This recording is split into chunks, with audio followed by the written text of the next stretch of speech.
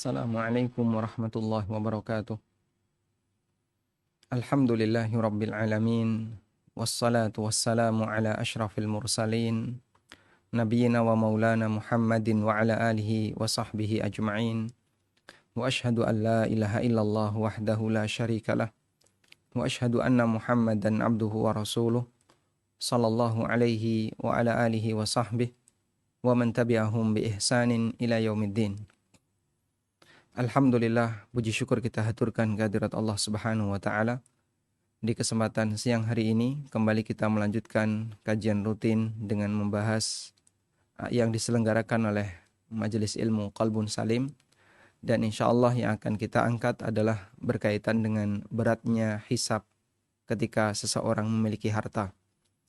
Dan pembahasan semacam ini merupakan muqaddimah agar seorang hamba bisa lebih waspada ketika dia mencari penghidupan, ketika dia mencari sumber pendapatan. Sehingga dia menyadari bahwa apapun yang dia peroleh nantinya akan dipertanggungjawabkan di hadapan Allah Subhanahu wa taala. Sebagaimana perkataan Ali bin Abi Thalib radhiyallahu anhu ketika beliau ditanya mengenai karakter dunia, karakter harta, maka beliau radhiyallahu anhu mengatakan, halaluhu yuhasab wa haramuhu yu'adzab. Yang halal dihisab, yang haram diazab. Tidak ada pilihan yang ketiga.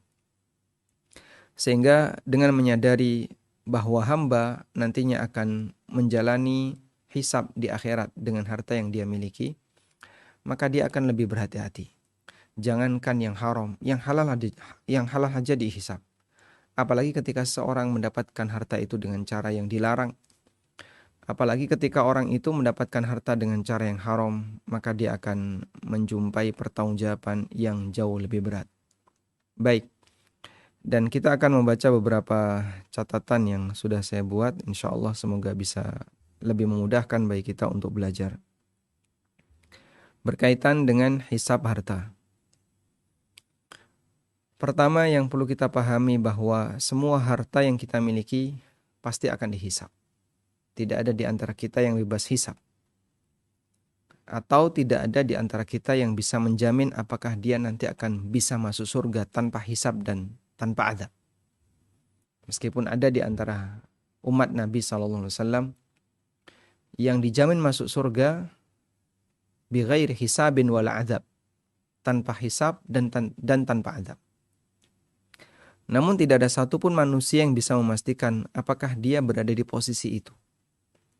Karena itu persiapan yang perlu kita lakukan adalah bahwa di depan Anda ada hisab dan kita perlu membangun kewaspadaan dari sejak sekarang.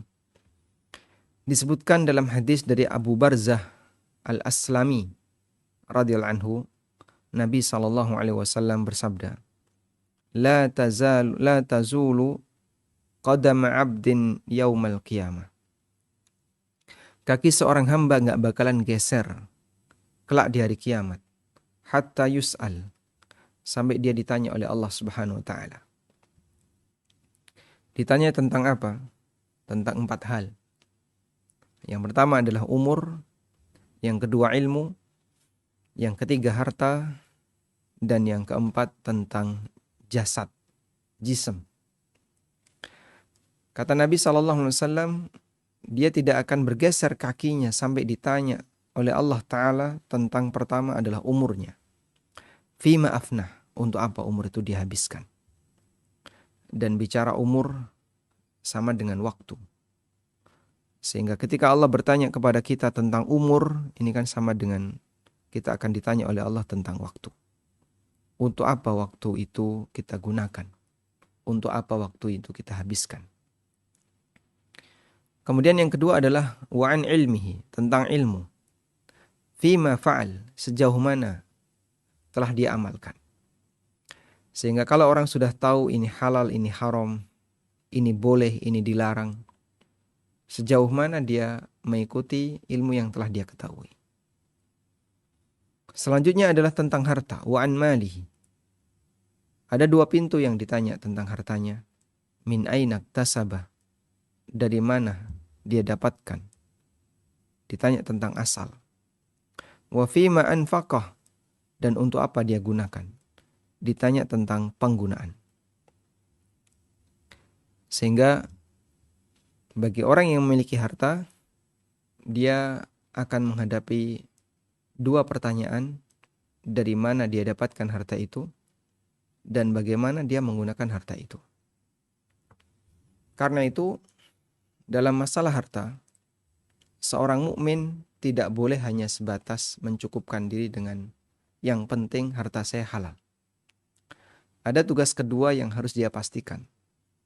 Ketika dia sudah bisa memastikan hartanya halal, tugas yang kedua adalah dia harus memastikan penggunaannya benar. Halal tapi penggunaannya nggak benar, bisa jadi dia gagal yang kedua. Atau ada orang yang penggunaannya benar tapi asalnya dia dapatkan dengan cara yang nggak benar, dia gagal dari yang pertama. Ada banyak sekali orang non-muslim yang dia mendapatkan harta dengan cara yang halal. Dia dapat harta dari berdagang, dari bisnis, dari jual beli, dari jasa. Dan dia non-muslim. Lalu dia dapat gaji, dia dapat harta. Tapi kemudian harta itu dia gunakan untuk sesuatu yang dilarang, untuk sesuatu yang haram. Maka dia gagal di posisi yang kedua. Baik. Kemudian harta seperti apakah yang akan dihisap oleh Allah Subhanahu wa taala? Apakah kemudian yang mewah atau yang tidak terpakai